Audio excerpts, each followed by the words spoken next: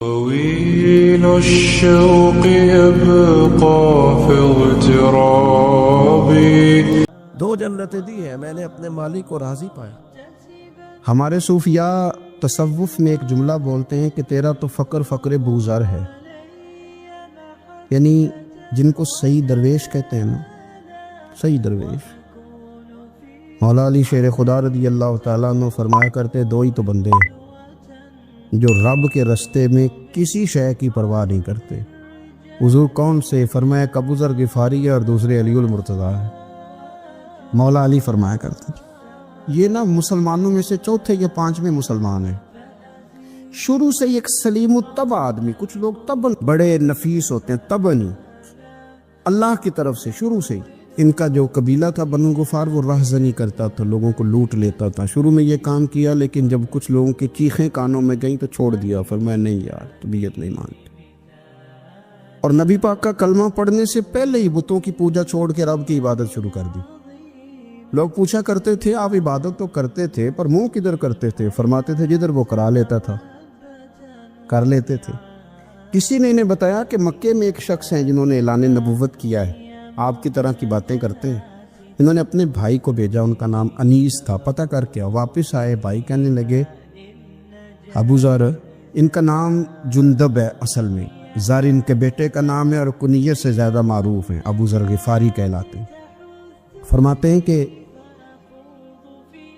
بھائی نے آ کے بتایا کہ وہ نیکی کا حکم دیتے ہیں، برے کاموں سے منع کرتے ہیں، صلہ رحمی کا پیغام دیتے ہیں، لیکن لوگ سارے مخالف ہیں. یہ چیز بھی بڑی کاؤنٹ ہوتی ہے، اسے نہ کاؤنٹ کیا کریں. لوگوں کی ترجیحات بدلتی ہیں، صبح کچھ، دوپہر کچھ، شام کچھ، اسے نہ کاؤنٹ کریں.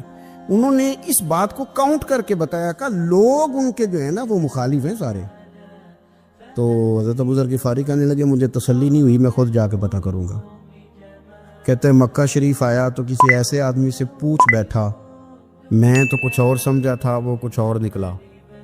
مکے والوں نے بڑا مارا. مکے پہنچ کے پہلی جو چیز ملی وہ مار کھانے کی تھی.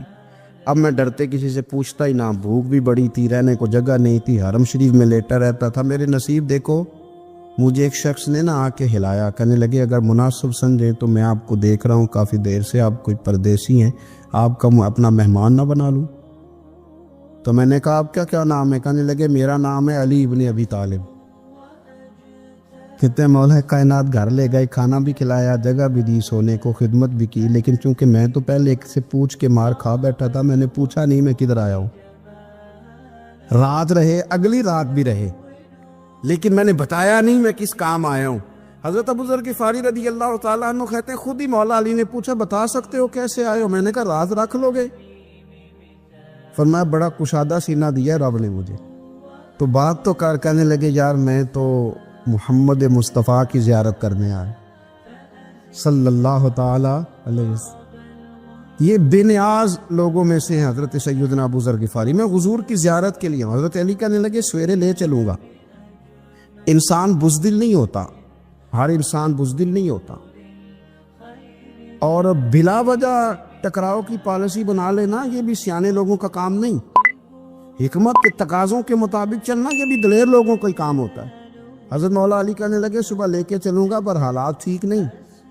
شرارتی لوگ ہر جگہ ہوتے ہیں، اگر کوئی شرارتیوں کا ٹولہ ملا نا جو کھڑا ہوگا جاسوسی کرنے کے لیے کہ حضور کی طرف کون کون جا رہا ہے، تو میں نیچے جھکوں گا جوتے کا تسمہ ٹھیک کرنے کے لیے.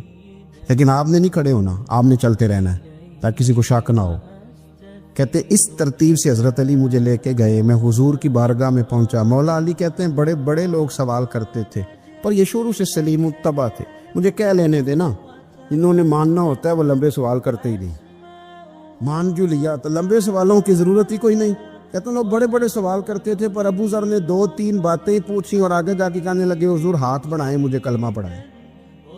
نبی پاک صلی اللہ علیہ وسلم نے کلمہ پڑھایا. فرمایا باہر جا کے نا ابھی ذکر کرنا کہ تم مسلمان ہو گیا، یہ ماریں گے. عرض کی حضور انہیں مارنے دے، میں آیا بھی مار کھانے ہے، انہیں مارنے دے دا. پڑا فلک کو کبھی دل جلوں سے کام نہیں. دار دلوی نے کہا تھا پڑا فلک کو کبھی دل جلوں سے کام نہیں، اور جلا کے راکھ نہ کر دوں تو داغ نام نہیں. ماری تو کھانے آئے ہیں، مارنے دے، کرنے دے زور جتنا لگانا ہے لگانے دے. باہر جا کے اعلان کیا، مکے والوں نے مارا، اتنا مارا کہ بے ہوش ہو گئے۔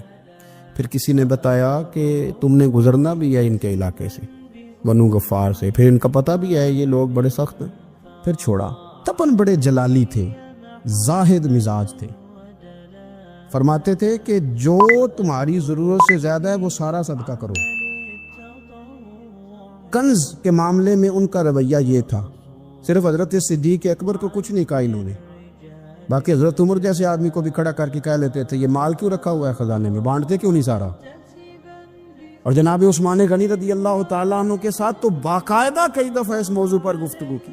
وہ کہتے تھے کہ جب اللہ کہتے ہیں قرآن میں کہ مال دولت جمع نہیں کرنی، تو وہ جو لوگ تھے وہ بھی بڑی شانوں والے تھے، وہ کہتے تھے کہ اللہ نے جب زکوٰۃ فرض کی تو مال جمع ہوتا ہے تو زکوٰۃ فرض ہوتی ہے۔ دين الشوق يبقى في اغترابي